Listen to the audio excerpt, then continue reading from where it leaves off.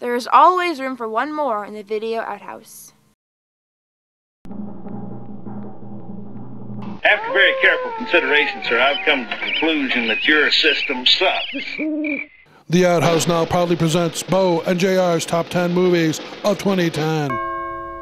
Hey movie fans, welcome to the Video Outhouse, myalternatereality.com. I am good old JR. And I am Bo. Good old Bo. We are here to give you, Finally we are here to after give much, you yes, our picks top for 10 lists for 2010. the 10 of 2010. Yes. Let's start right in. Okay. Bo. What do you got at number 10? Number 10, I had to put a comic book film on the list, so number 10 for me was Kick-Ass. That was not my number 10. It wasn't, well, It wasn't my number 100 either. My number 10 is the year's best documentary, Exit Through the Gift Shop, about a street artist named Banksy. Is the movie real? Is it not? Is it a real documentary or staged? It's just great. My number 9 was Shutter Island from Martin Scorsese. I love that An film. adaptation of one of my favorite books by Dennis Lehane. My number 9 film, and I'm going to get real eclectic here, a North Korean film called Mother. Are you aware of Mother? I've heard of it. It is a family drama, comedy, horror film, and does all three really well. Rent it. Rent it. My number 8, The Fighter. David O. Russell's The Fighter. Christian Bale. Christian Bale, Mark Wahlberg, Amy very good Adams. film. Amy Adams, and, Number 8 Melissa Lane. for me, The Kids Are All Right, which is a film you haven't seen yet. I haven't seen it yet. I'm gonna try to pick it up on Annette video Bening or got rent the it. nod for actress, right? Annette Bening nominated for an Oscar. She might Also, win. Julianne Moore and Mark Ruffalo. A very modern family drama and sort of comedy at the same time. Year's best indie film. Yes. My number 7 is The American with George Clooney. Very quiet, very nice European style film, which doesn't have a very happy ending.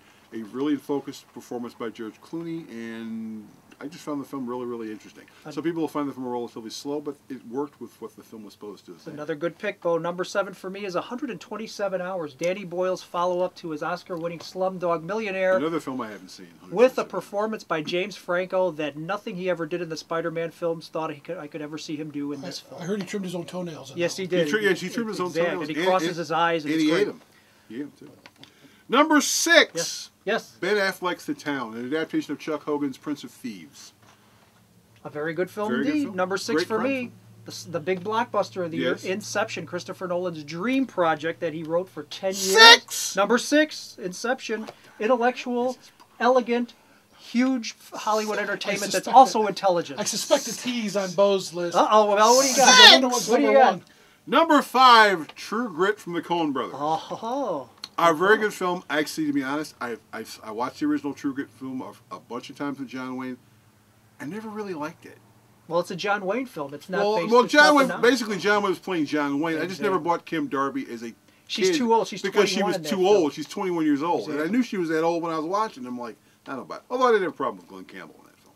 But Jeff Bridges, great performance. Haley Steinfeld, great performance. Matt Damon. And a really small performance by Josh Brolin. Yeah. Who's not even a major part of the film. Bo, I have a feeling we're going to be talking about this movie some more a little later in this I program. think we will. Number 5 on my list, Mark Romanek's Never Let Me Go, based on one of my all-time favorite novels, one of my top 10 novels. A sort of science fiction film that you don't realize it's a science fiction film until you're well into it. Your humble viewer here had a little revelation while watching this film that movies can be reflections of life thrown back at us again. Go rent it. It's also one of the first films in which American audiences got to see the new Spider-Man. Yes, Andrew Garfield. Exactly. It's like his, well, not his debut, but his first big time film. My number 4 film was Paul Greengrass and Matt Damon's The Green Zone. Film made no money, got really good reviews, but it was actually a pretty good film about the Iraq War. I was People thought disappointed. it was Born Identity 2.0. Born People, Light. Universal dropped the ball by selling it as a Bourne film when that's not When what it's it not. was. Exactly. They thought they would ride on tails. Yeah, of they Born. thought they would run because it was the teams who worked in the Bourne films, but that's a situation where the marketing department of the studio completely shoots the film in the ass and killed it. But very good film. My number 4 film, Pixar yet again. Every year they make a film, and every year it winds up on my list. Toy Story 3. There's a year's most 3? edited- Yeah, oh yeah, believe it or not.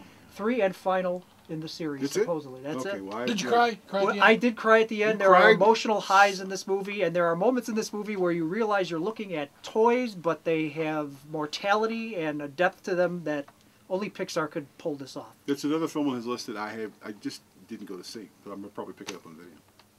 Number 3 for me is Darren Aronofsky's The Black Swan. Black Swan. Why I oughta... Total head trip of a film. You know, is it a dream? Is it really happening? Is it all in her head? Yes. Is she a swan? Is it a fantasy? Yes. I bought into the fact that I really didn't know what the hell was going on. Everyone in the theater, when they were over it, they were all sitting there going, what the hell did I just see? but they were all talking about it, which makes it a good film. If it's something you can spend a lot of time talking about after you go to see the film, it's a good film. Unless you spend your time talking about how awful it Movie is. fans, if you ever come into the store and you see good old JR walking around, bring up the Black Swan, because I didn't drink that Kool-Aid at all. That is not on my list, baby. I'm not buying it. Number 3 on my list is Winter's Bone, another independent film for me. This is a Greek tragedy set in the Ozarks, of all places, about a girl who's looking for her drug-dealing dad and ends up in some pretty bad social disasters. A great performance, the best performance of the year as far as I'm concerned. By Jennifer Lawrence? Jennifer Lawrence, by anyone, male or female. And I heard there's a very, very good supporting performance by John Hawkes. Yes. Who fans of HBO know he was in Deadwood. Deadwood, yeah, And as the heavy he was of the also film. in a film called Identity. It was the first time I ever saw him with John Cusack. And I go, John Hawkes is a very good actor. The setting and the story of this movie are so authentic that it gets under your skin, and it's worth checking out. Number 2 for me, The Social Network. I thought the film was very, very good. I love David Didn't Fincher drink that stuff. Kool-Aid either, kids. I'm a big fan of David Fincher stuff. I mean, from the moment Me the film too. starts to the moment Except the film Aliens ends. 3. Well, actually, Aliens 3 didn't I know you don't suck blame. as You didn't much. blame him. I Yes, don't Alien blame 4. I don't blame him as much for Aliens 3 as I blame Fox. I thought the film was very, very well done. It was a nice little take, real life or not, on how Facebook was formed. A bunch of really great performances, very good technical direction, perfect musical score, and I just thought the film was very good. And the film had the really great scene at the end. And for those of you who hadn't seen it, where he's sitting there, basically trying to see whether the person who more or less gave him the idea for Facebook is going to accept him as a Facebook friend. And you've got a great performance by Rashida Jones, who basically tells the guy who's playing Mark Zuckerberg, I don't think you're an a-hole. I think you want people to think you're an a-hole. The film has aspirations of being a Charles Foster Kane-esque fake biofilm. Yes. I didn't buy it for a second. Fincher has made many better films in his career. This is the most overrated film. I love the film. I bought the DVD the day it came out. God bless you. David Fincher thanks you. And his father thanks you, and his mother thanks you. My number 2 film is The King's Speech. A lot of people say it's a middle-brow Oscar contender for sure.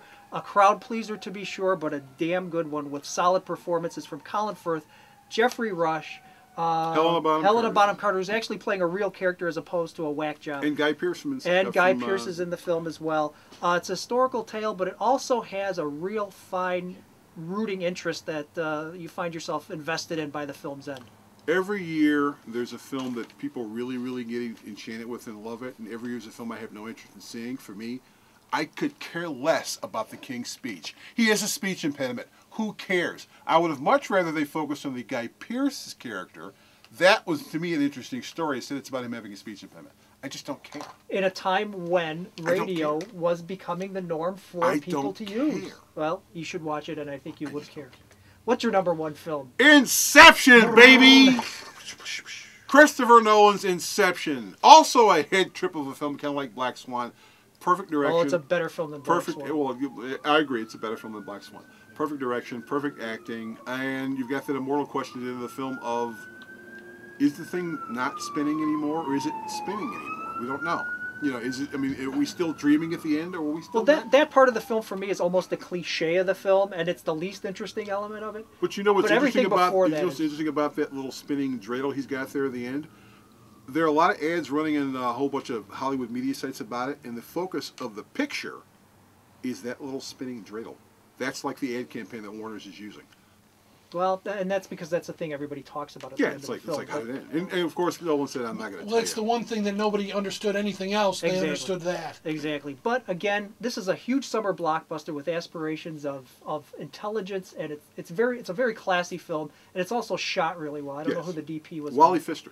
It's a beautiful looking film as well. My number 1, Coen Brothers. Yes. Every time they make a film, Yes. it generally ends up on my list. True Grit, the aforementioned. Fill your hand, you Burn son of After a Reading? biscuit. No, well, no, that didn't make my list. okay. You are correct.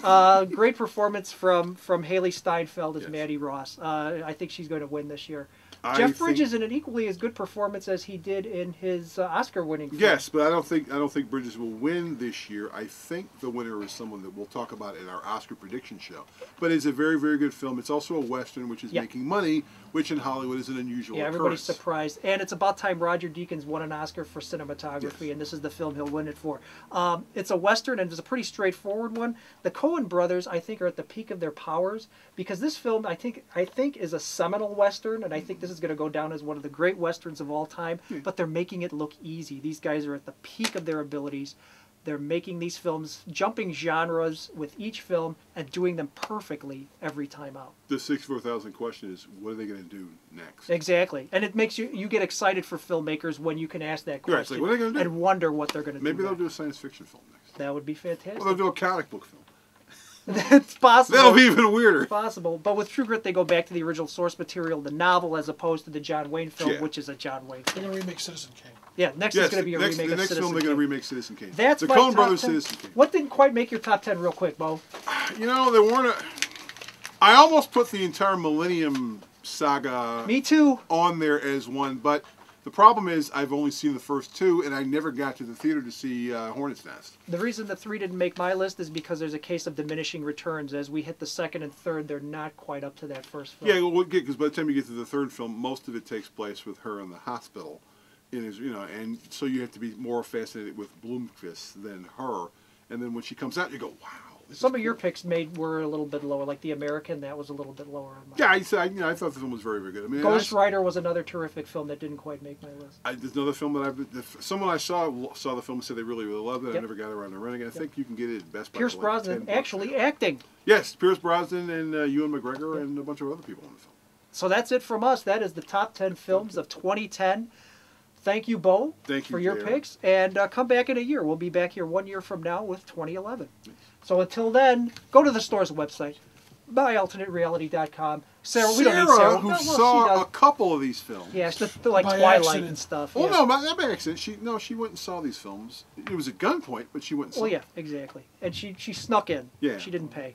But she knows Probably where the on popcorn, website is, too. but so do we. It's myalternatereality.com. So come into the store as well, because there's plenty of great stuff here to buy, including movie posters, you movie fans. So until next year, it's goodbye from me. And goodbye from me, and we'll be coming to you next with our Oscar picks. Yeah, be looking for that soon. Bye. Alternate Reality is located at 3149 West 111th Street. That's the intersection of 111th and Kedzie in Chicago, the beautiful downtown Mount Greenwood neighborhood. You can always reach us at 773-881-HERO or at the store's website, www.myalternatereality.com. The Video Outhouse is brought to you by some of the finest people willing to work for free. This is a list of some of them.